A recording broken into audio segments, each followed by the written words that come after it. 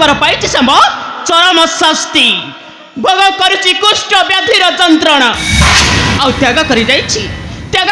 से अहंकार दुर्योधन करे सुरक्षण आ त्याग करि जाइछि से भालुकर कन्या जामवती तो मो सहित पुरी करिब विपद किंतु मने रख समस्ते न फेरिब सब धरि जीवन द्वारिक कटक ए महासती सत्य भवर अभिषेक केबे नहिब खंडन ओहो केबे नहिब खंडन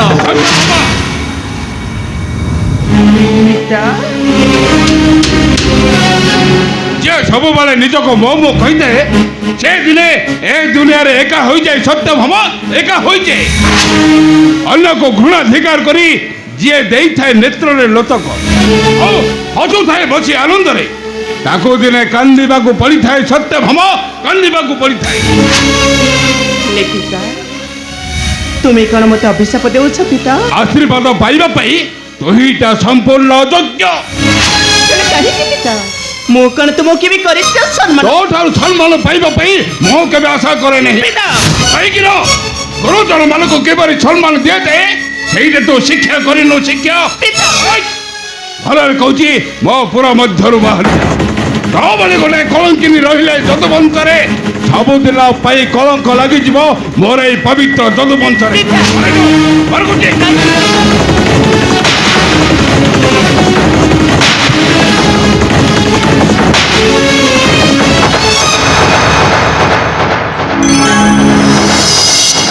नारायण नारायण राजपिता वसुदेव हठात आपण स्थान रे कहि नारायण नारायण हेले राजपिता वसुदेव आज कालिया घरर कली होइब समाधान देवसी वसुदेव कोन कहले कालिया घर कली होइब समाधान ए कथा कहिबार तात्पर्य कोन राजपिता वसुदेव रोगमुक्त होई फेरुची पुत्र शांब कोन कहले देवसी मोर नाते शांब रोगमुक्त होई फेरि आसुची ए कथा कोन सत्य नारायण नारायण नाई देवसी नाई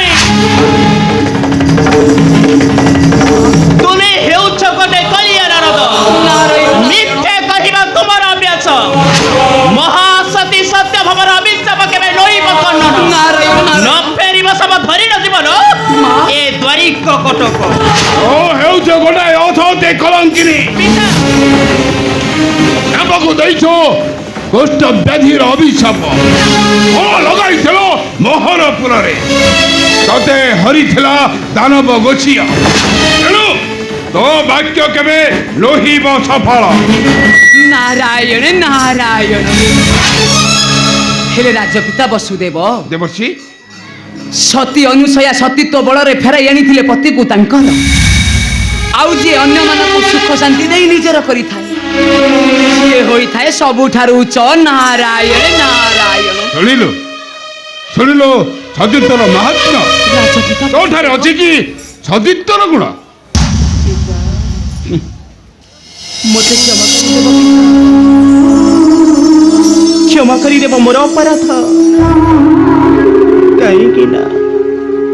मु पर गोटे नारी सब किछि सही पारे पिता हेले सही पारे नै त मथर सिंदूर अपमान कथा को किपरि सही थाती पिता किपरि सही थाती दुर्योधन देइथिबा से गुरु सभार अपमान कथा चढ़ी चढ़ी आज ध्वंस कर देइछि पिता चढ़ी चढ़ी ध्वंस कर देइछि हमर सुनार मते तमे क्षमा कर दियो माँ क्षमा कर दियो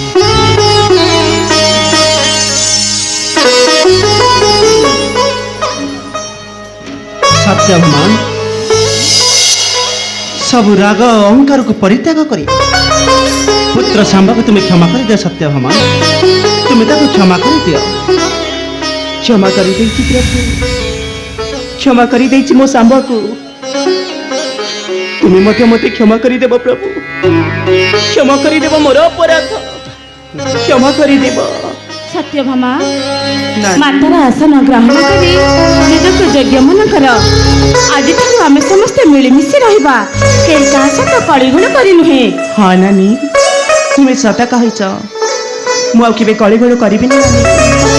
ଆଜିଠାରୁ ଶେଷ ହୋଇଯାଇଛି କାଳିଆପୁରର କଳି। ମୋତେ କ୍ଷମା କରିଦେବ ନାନୀ। ହଁ ସତ ତୁମେ ମୋତେ କ୍ଷମା କରିଦେବ।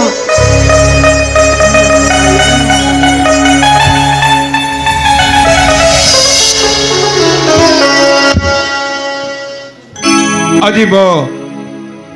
କାଳିଆ ଘର କଳି ହୋଇଛି ସମାଧାନ। ଆଜିଠାରୁ ଏ ଦ୍ୱାରିକା କଟକରେ ମୋତେ କେହି କହିବେ ନାହିଁ ମୋ କାଳିଆପୁରରେ ପୁଣି ଲାଗିଲା କଳି।